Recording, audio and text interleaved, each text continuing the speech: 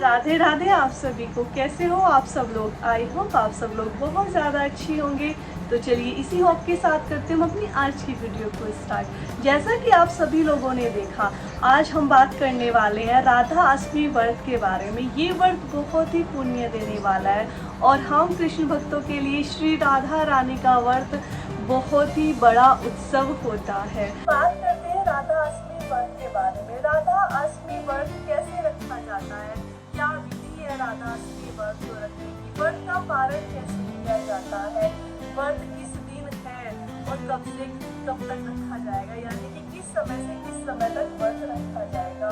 बात करते हैं कि राधा अष्टमी अगर हम मना रहे हैं और हमारे घर में अभी राधा रानी नहीं है, हम राधा रानी को अपने घर लाने का सोच रहे हैं, तो हम उनकी प्राण प्रतिष्ठा कैसे करें। आज सब कुछ मैं आप लोगों को इसी वीडियो में बताने वाली हूँ। तो प्लीज मेरी रिक्वेस्ट है आप सभी लोगों से बिना स्किप किए पूरी वीडियो को देखिएगा, जिससे कि आप सभी जानकारी को जो है प्राप्त कर सकें। सबसे पहले बात करते हैं राधा अष्टमी व्रत किस तिथि में रखा जाएगा। तो राधा अष्टमी व्रत 11 सितंबर को रखा जाएगा।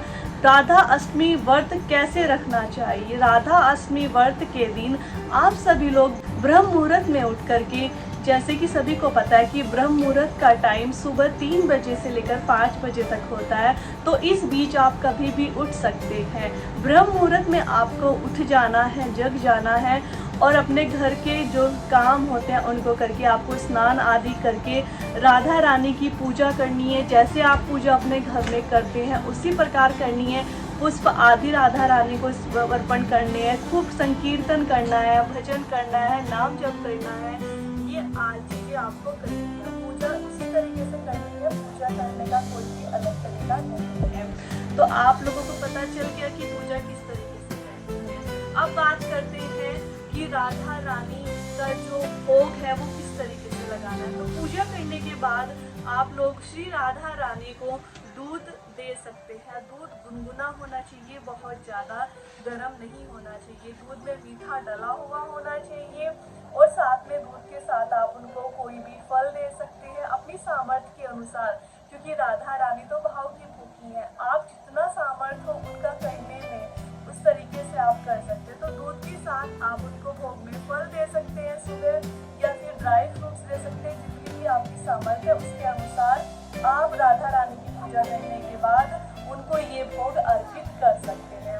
अब बात करते हैं कि पूजन जो दोपहर के टाइम होना है, जिसमें हमारी राधा रानी का जो है जन्म उत्सव मनाया जाता है, तो वो किस तरह करना चाहिए। तो पूजा का जो टाइम है वो 12 बजे का है, क्योंकि राधा रानी ने ये अपने भक्तों को स्वयं वरदान दिया था कि मेरे जो भी भक्त हैं, जो भी मेरा व्रत रखेंगे, वो सुबह ब्रह्म मुहूर्त से लेकर 12 बजे मेरी पूजा करके व्रत का पारण कर सकते हैं। तो 12 बजे जो आपको पूजा करनी है राधा रानी की, सेम उसी तरीके से करनी है। और खाने में आप उनके लिए उनकी जो पसंद की सब्जी है, अरबी की सब्जी, वो बनाना बिल्कुल ना भूलें। तो खाने में आप उनके लिए बनाइए अरबी की सब्जी, साथ में आप पूड़ियाँ बना सकते हैं, खीर बना सकते हैं, हलवा बना सकते हैं। यानी कि मेरा कहने का मतलब ये कि कोई भी मिष्ठान बनाना बहुत ज़रूरी है।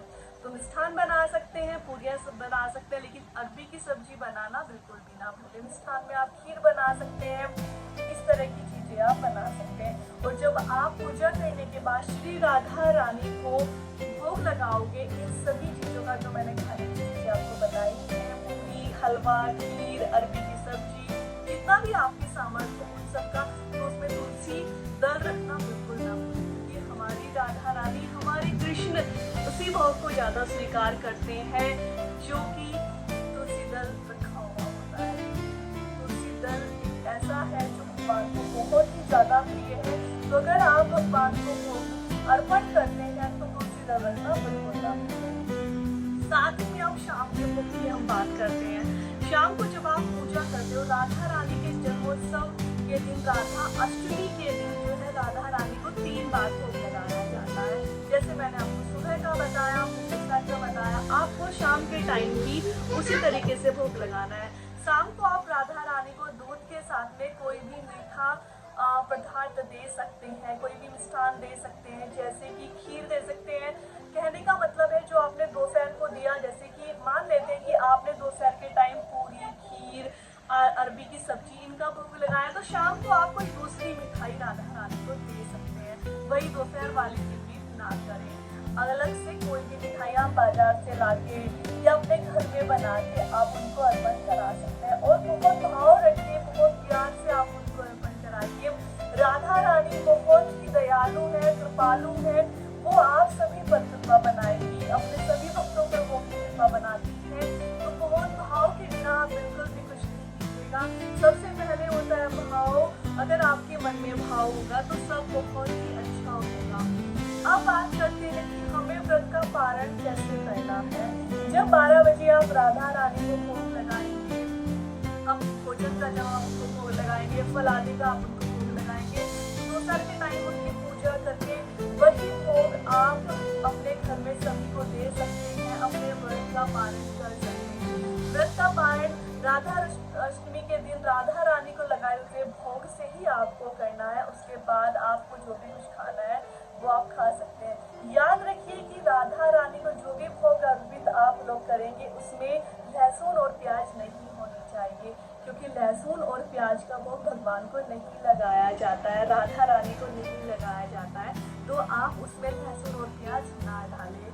अब बात करते हैं कि अगर आपको राधा रानी को अपने घर लेके आना है, क्योंकि बहुत से भक्त ऐसे हैं जो अभी राधा रानी जिनके पास नहीं है, ठाकुर जी तो है लेकिन राधा रानी नहीं है। और याद रखिए हमारे ठाकुर जी से ज्यादा राधा रानी अपनी कृपा बनाती है हम लोगों पर। वो बहुत जल्दी हमसे खुश हो जाती है, बहुत जल्दी अपनी कृपा बरसाने लगती है। इसीलिए तो उनको बरसाने वाली कहा जाता है, कृपा बरसाने वाली कहा जाता है। तो अगर आपके घर में अभी तक श्री राधा रानी नहीं है और आप राधा रानी को अपने घर लेके आना चाहते हो, तो कुछ लोग कहते हैं कि श्री कृष्ण जैसे लड्डू गोपाल जी होते हैं, तो लड्डू गोपाल जी को अगर कोई गिफ्ट में दे तो वो शुभ होता है। देखिए ऐसा नहीं होता है। जो आपके भाव है, भाव आपके हैं, भगवान आपके हैं, और भगवान को क्या कहा जाता है? भाव के भूखे कहा जाता है। तो जब भी आपका मन करे आप श्री कृष्ण या राधा रानी को अपने घर लेके आ सकते हैं। साथ ही में अगर जैसा मैंने आपको अभी बताया कि राधा रानी अगर आपके घर नहीं है तो आप राधा अष्टमी से पहले राधा रानी को अपने घर ले आइए। जब भी आप राधा रानी को लेकर आओ, मैं आप लोगों को यही कहूंगी कि राधा अष्टमी आ रही है, 11 सितंबर को राधा अष्टमी आ रही है। तो आप राधा रानी को जो है जहाँ से भी आप ले राधा रानी को राधा अष्टमी से ही पहले ही ले आए अपने घर।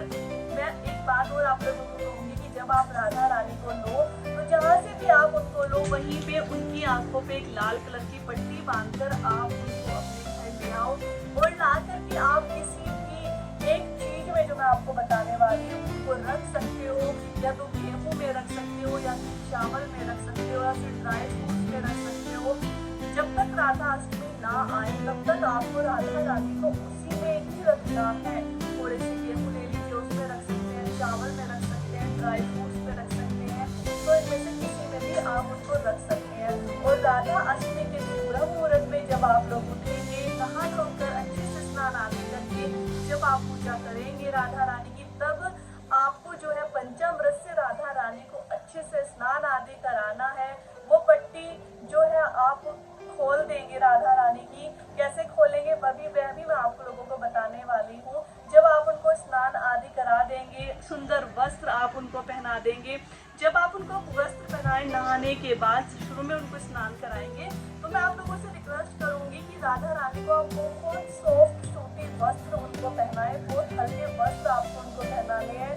पहनाने के बाद वो पट्टी आपको खोल देनी है, पूजा आदि करनी है। उसके बाद आपको राधा रानी का अच्छा श्रृंगार करना है, अच्छे वस्त्र पहनाने। जैसे हम किसी छोटे बच्चे को एकदम से बहुत हैवी कपड़े नहीं पहनाते, ऐसे ही शुरू में आपको राधा रानी को जब आप प्राण प्रतिष्ठा करेंगे तो स्नान आदि कराएंगे तो बहुत हल्के वस्त्र आपको पहनाने हैं, पूजा आदि करनी है। उसके बाद अच्छे से राधा रानी का श्रृंगार करके अच्छे वस्त्र पहना के, नीले रंग के उनको आपको वस्त्र पहनाने हैं। राधा रानी को नीले रंग के आपको वस्त्र राधा रानी को पहनाने हैं और वो सुंदर सा श्रृंगार राधा रानी का करके और उनके सामने आईना रख देना है, जिससे कि वो खुद को निहारे, अपने रूप को निहारे।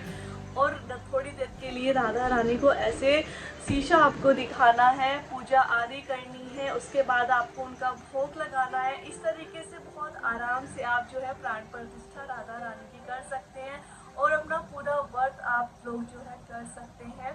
तो आई होप आप लोगों को मेरी बताई हुई ये जानकारी समझ आई होगी, अच्छी लगी होगी। अगर आप लोगों को ये जानकारी अच्छी लगी हो तो प्लीज़ जितने भी लोग हैं राधा रानी के भक्त हैं उन लोगों को ये वीडियो जरूर शेयर कीजिएगा, जिससे कि वो लोग भी राधा अष्टमी व्रत को अच्छी तरीके से कर सके। लास्ट में एक बात और बोलूँगी आपको, ये व्रत जो है 12 बजे ही पारण हो जाता है। कुछ लोग बोलते हैं कि क्या हम पूरा दिन व्रत नहीं रख सकते हैं? नहीं, जैसा मैंने आपको बताया, आपको 12 बजे ही पूजा करने के बाद, उनको भोग लगाने के बाद अपने व्रत का पारण करना है, क्योंकि राधा रानी यही कहती हैं अपने भक्तों से। तो बहुत विधि विधान से, बहुत खूब अच्छे से आप उनका व्रत कीजिए, खूब भजन कीजिए, संकीर्तन कीजिए, नाम जप कीजिए, जितना आपकी सामर्थ्य है उतना कीजिए। राधा रानी अपनी कृपा सब पर बरसा। अगली वीडियो में, तब तक के लिए नमस्कार, राधे राधे।